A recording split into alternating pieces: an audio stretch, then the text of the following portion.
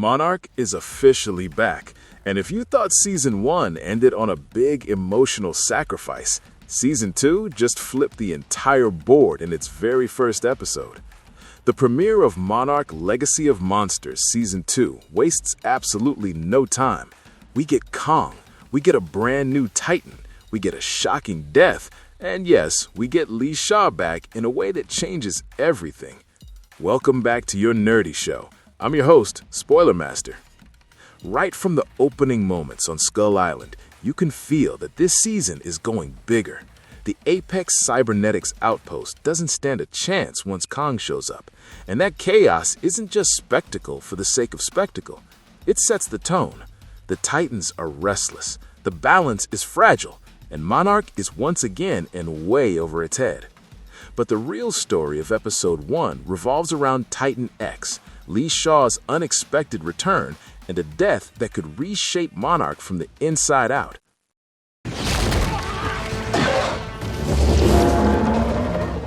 Titan X's escape changes the entire game. Let's talk about Titan X, because this creature is clearly the centerpiece of Season 2. In the past timeline, set in 1957 in Santa Soledad, southern Chile, young Lee Shaw, Keiko, and Billy Randa are chasing a legend, a sea serpent myth that has existed for over 200 years. The locals whisper about a being they worship, claiming the sea provides. That line hits differently once you realize what it's pointing toward. The past timeline does something really smart here. It builds Titan X not just as a monster, but as a myth, a godlike presence tied to the ocean, culture, and fear. This tension between Monarch and the locals, romantic sparks between Lee and Keiko, and an underlying sense that they're poking at something they don't fully understand. Then we cut back to the present timeline, and everything explodes. Kate's attempt to rescue Lee Shaw from the Axis Mundi is emotional and desperate, but it backfires in the worst possible way.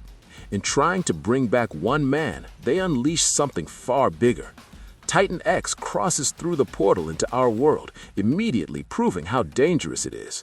Within moments, it kills Natalia Verdugo, Monarch's deputy director, swatting her away with terrifying ease. It's quick, brutal, and shocking. And then, Titan X escapes. That's the key. Kong tries to stop it, but once Titan X heads into the ocean, Kong can't follow. For the first time this season, we see a Titan slip through humanity's grasp completely. Monarch doesn't have it contained, Kong doesn't have it cornered. It's loose. So where is Titan X headed? The episode cleverly plants Santa Soledad as a potential destination, tying the past and present together. But since Titan X moves through the ocean, there's another massive possibility hanging in the air: Godzilla. If this Titan starts disturbing the oceanic balance, there's no way the King of the Monsters ignores that. A new G-Day level event isn't off the table. If anything, it feels inevitable. Titan X's debut isn't just a cool kaiju moment, it sets up a season-long chase. Monarch now has a Titan on the wind, and that phrase feels ominous. This isn't a contained experiment. This is a roaming force of nature. Oh, that's not going to be good. Lee Shaw's return isn't a victory. Season 1 ended with what looked like a heroic sacrifice from Lee Shaw. Played by Kurt Russell in the present timeline and Wyatt Russell in the past, Lee was one of the emotional anchors of the show. His decision to stay behind so Keiko and the others could return home felt final. Season 2 immediately undoes that. By the end of Episode 1, Lee is back, but his return comes at a cost. Kate's rescue mission is what allows Titan X to cross over. That's the twist. Saving the best tactician Monarch has ever had might have just doomed them all. And that irony is delicious. Lee is the kind of man who would never willingly unleash a Titan on the world. He's pragmatic, strategic, always thinking 10 steps ahead. So the fact that his rescue triggers a catastrophe creates emotional weight. He's alive, but the consequences of that survival are massive. There's also a deeply personal angle here. With Lee back in the present, the show can finally dive deeper into his unresolved connection with Keiko. She's been displaced in time.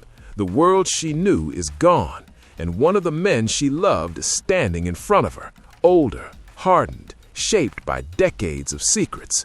That dynamic is gonna be messy, and in the best possible way.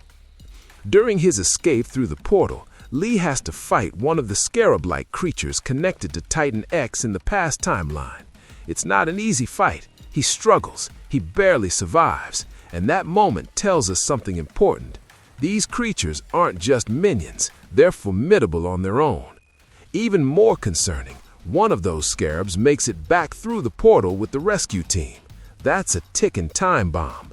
Monarch may not just be dealing with Titan X, they could be facing an infestation tied directly to whatever ecosystem exists in the Axis Mundi.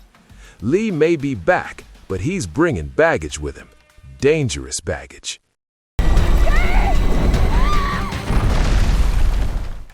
Natalia Verdugo's death reshapes Monarch.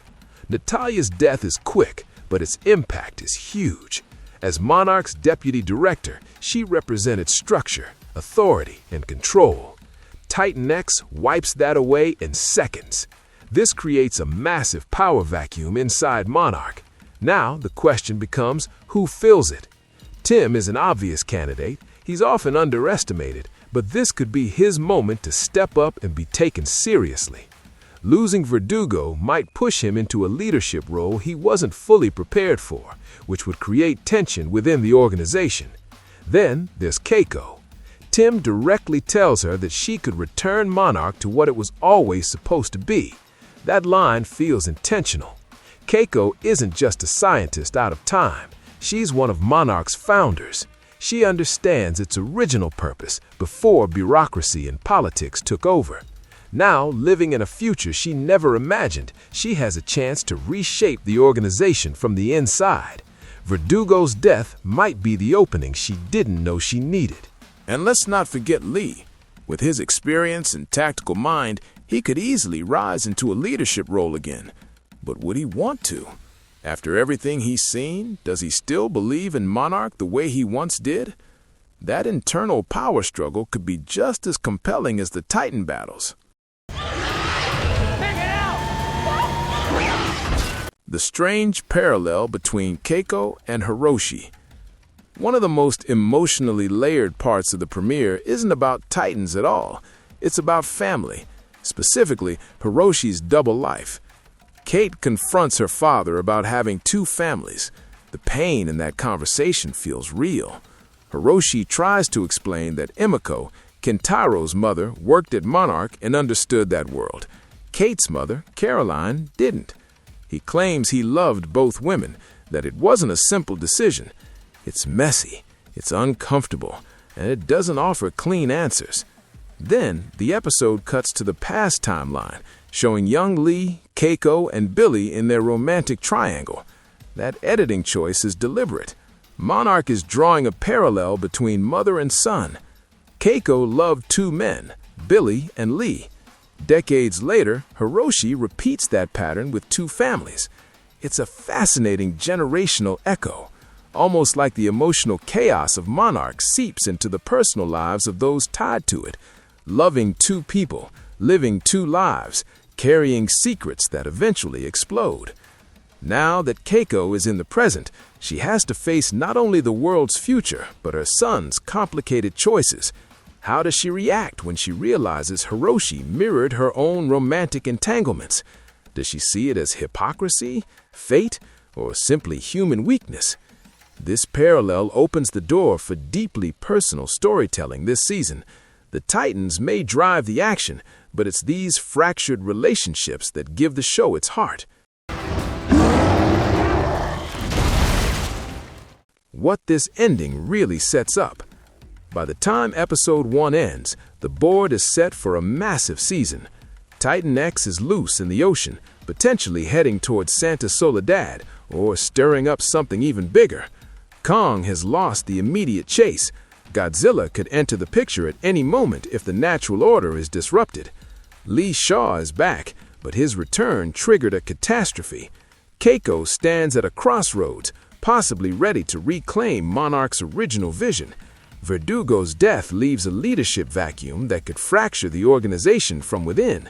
And in the background of all this chaos is a deeply human story about love, secrets, and generational parallels.